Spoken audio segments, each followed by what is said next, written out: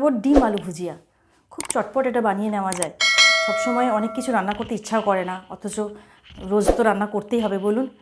তাই রাতে রুটি আর পরোটার সাথে এটা খুব সহজ পদ্ধতিতে তৈরি করা যায়। চলুন দেখে নিই।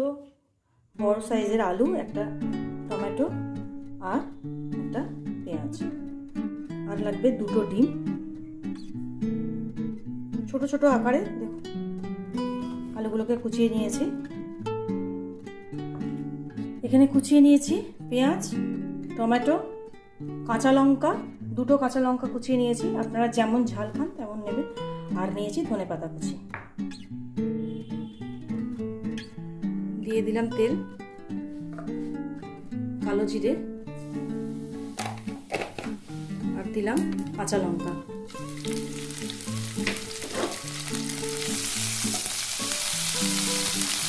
দিয়ে দিলাম পেঁয়াজ কুচি,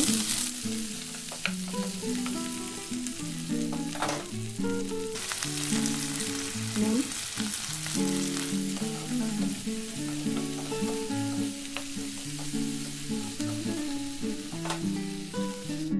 এবার দিয়ে দেবো আলু, কুচিয়ে রাখা আলুগুলো এর মধ্যে দিয়ে দিলাম।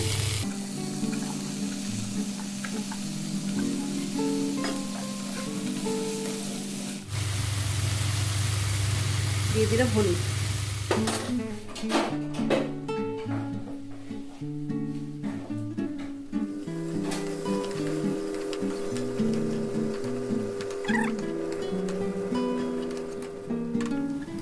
এটা কিছুটা ভাজা হয়ে গেছে,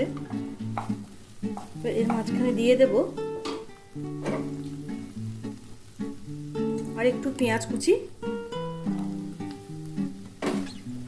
আর দিয়ে দেবো এই কেটে রাখা টমেটো। সাথে আবার ভাজ দিয়ে দেবো।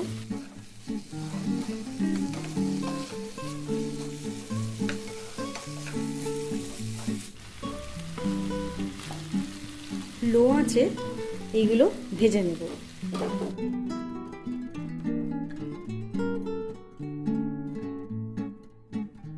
অনেকটা ভাজা হয়ে গেছে, এবার এর মধ্যে আমি ডিম দুটো দিয়ে দেব।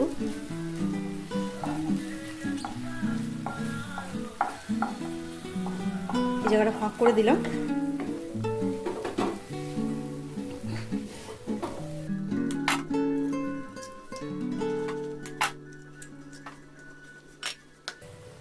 খুব সামান্য একটু নুন ছড়িয়ে দেব।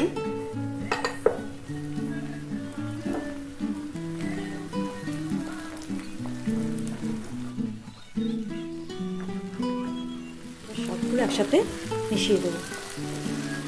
খুব ভালোভাবে এটাকে মিশিয়ে দিতে হবে।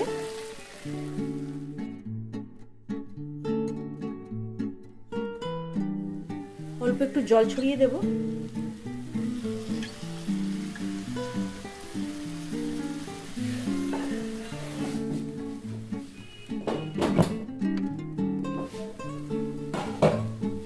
এবার দেখে নিই হয়ে গেছে, আলুগুলো নরম হয়ে গেছে। ধনেপাতাগুলো ছড়িয়ে দেব।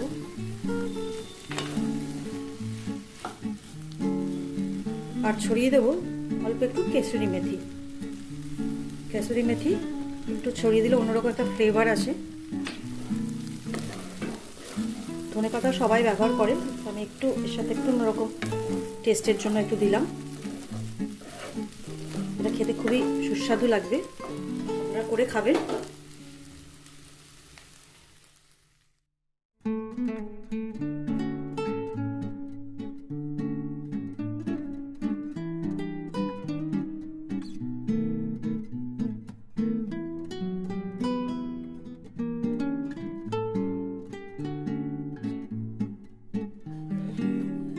ডিনার রেডি, পরোটা তার সাথে আলু ভুজিয়া।